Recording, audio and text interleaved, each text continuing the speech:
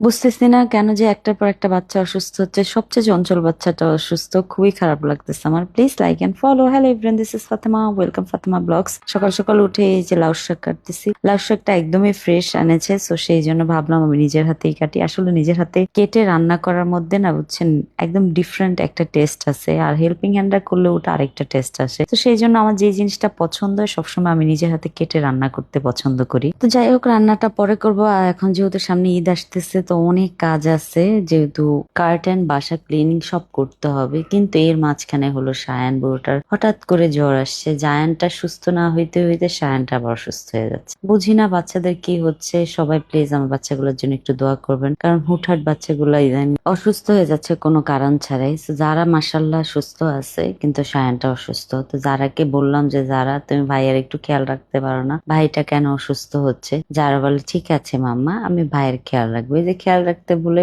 ভাইয়ের হাত ধরে দেখো, ভাইয়ের হাতের মধ্যে কিছু একটা পরে দিচ্ছে। তো ভাই তো একদম হলো স্থূল অবস্থা।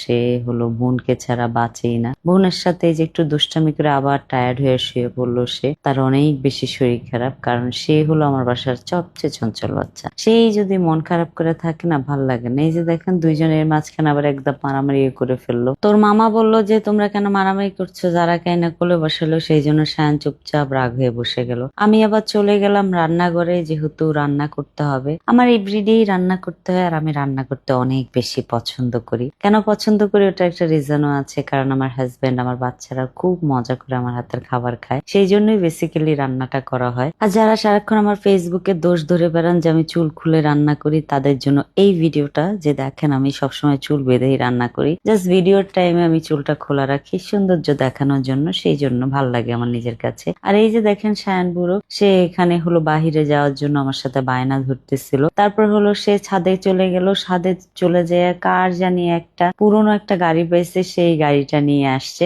আসার পরে হলো আমি বললাম যে সায়ান, তুমি কেন মানুষজনের গাড়ি আনছো? এর মাঝখানে দুই ভাই বোন মারামারি করে ফেলছে। সায়ান বলতেছে যারা আমাকে কামড় দিছে, যারা বলতেছে সায়ান আমাকে থাপ্পড় দিছে। দুইজনের বিচার শুনতে শুনতে আমি হয়ে যাই মাঝখান থেকে টায়ার্ড। কিন্তু আমি তো মা, আমাকে টায়ার্ড হলে চলবে না, দুইজনকে ডেকে হলো সুন্দর করে মিলিয়ে দিতে হবে, না হলে দুইজন রাগ করে দেখা যাবে আধা ঘন্টা 1 ঘন্টা কথা বলবে না, মাঝখান থেকে আমার জান খারাপ করবে। তো যাই হোক, তাদেরকে মিলিয়ে টিলিয়ে দিয়ে আমি চলে আসলাম আবার রান্নাঘরে এই মজার রান্নাগুলা করার জন্য। এই যে লাউ শাক, যেটা এটা আমি সুন্দর করে রান্না করেছি, যেটা অলরেডি আপনারা ভিডিও দেখে ফেলেছেন। এত মজা হয়েছে লাউ শাকটা। রাতে আমার হাজবেন্ড খাওয়ার সময় বলতেছিল যে আমি লাউ শাকটা অনেক বেশি পছন্দ করেছি, তোমার লাউ শাকটা আজকে অনেক বেশি মজা হয়েছে। তারপর হলো এই যে দেখেন আমি হলো টেবিলে খাবার দিয়ে দিলাম। খাবার দিয়ে হলো এখন হাজবেন্ডকে অফিসে খাবার পাঠাবো। আসলে মেয়েদের দায়িত্ব এক এক সময় এক এক রকম থাকে। এক সময় আমার মনে করেন না কোনো কিছুই করতে হইতো না বাবা মার কাছে থাকা অবস্থায়। তারপরে হাজবেন্ডের সংসারে আসলাম, আস্তে আস্তে সব কাজ করা শিখলাম। তো এই যে দেখেন অল্প একটু এখানে হলো ময়লা লেগেছিল, যেটা আমার পছন্দ হয় না। আবার হেল্পিং হ্যান্ডে দিয়ে ওটা ওয়াশ করাইলাম, করে ক্লিন করে তারপর হলো টিফিন বক্সে খাবার দিচ্ছি। তবে একটা জিনিস কি জানেন, বিয়ের প্রথম বছর আমার ওরকম কোনো রান্না বাড়ি করতে হয় না। আমরা সারাক্ষণ বাহিরে বাইরে ঘোরাঘুরি করতাম, বাহিরে বাইরে খাওয়া দাওয়া করতাম। কিন্তু এখন যেহেতু অনেকগুলো বাচ্চা কাচ্চা আছে, সবার জন্য আলাদা আলাদা খাবার বানাইতে হয়, প্লাস হলো হাজবেন্ডের জন্য বানাইতে হয়। তো এই যে অফিসে খাবার দিয়ে এখন আমি খেতে বসে গেলাম। তবে আমি আপনাদেরকে সবাইকে সাজেস্ট করবো বাসার খাবারই খায়েন, বাইরের খাবার খুবই কম খায়েন। Thank you so much for watching my video. Bye bye, আল্লাহ হাফেজ। সবাই ভালো থাকেন, সুস্থ থাকেন।